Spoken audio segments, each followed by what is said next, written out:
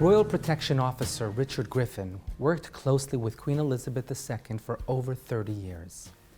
He shared the following amusing tale when interviewed during the celebrations of the Queen's Platinum Jubilee.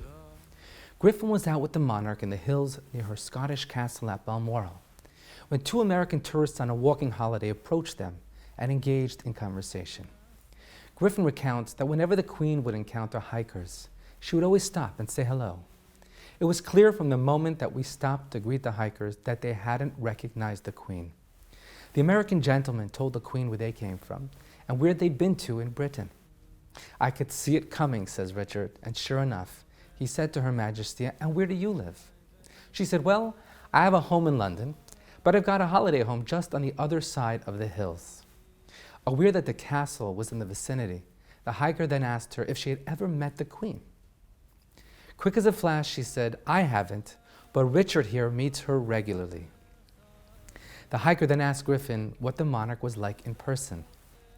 Now, because I was with her a long time and I knew I could pull her leg, I said, "Oh, she can be quite testy at times, but she's got a lovely sense of humor." Delighted, the hiker then put his arm around the officer's shoulder and asked if he could have a picture of the two of them together.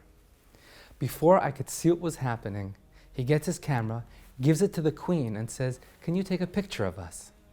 The Queen obliged, and then Griffin took the camera and took a picture of her with the pair of hikers. Later, Mr. Griffin said that the Queen told him, "I'd love to be a fly on the wall when he shows those photographs to his friends in America, and hopefully someone tells him who I am." I share this story not only as a tribute to a wonderful Queen whose unassuming manner and keen sense of humor are part of what endeared her to millions around the world, but because, if I may, I see in this charming vignette a broader lesson profoundly relevant to the Jewish festival of Rosh Hashanah, which marks the day we coronate God as our King each year anew.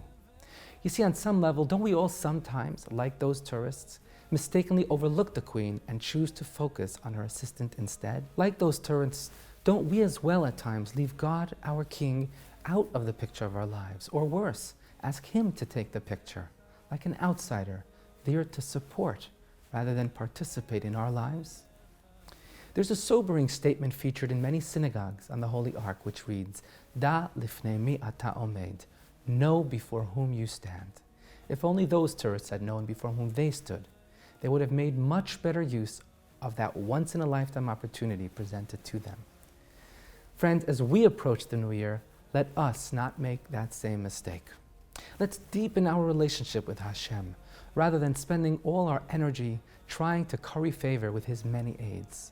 Let's be mindful of Hashem's constant, loving presence around us, and align and design our lives accordingly. Our sages teach that when our time comes, and we stand before the heavenly court in judgment, we are shown a replay of our entire lives. My heartfelt wish for us all is that when we take our seats in the theater of heaven, among the angels and souls of yesteryear, let us proudly look back on the movie of our lives, made precious by the inclusion in its every frame of the presence of the King of all kings. Shana Tova Umetuka.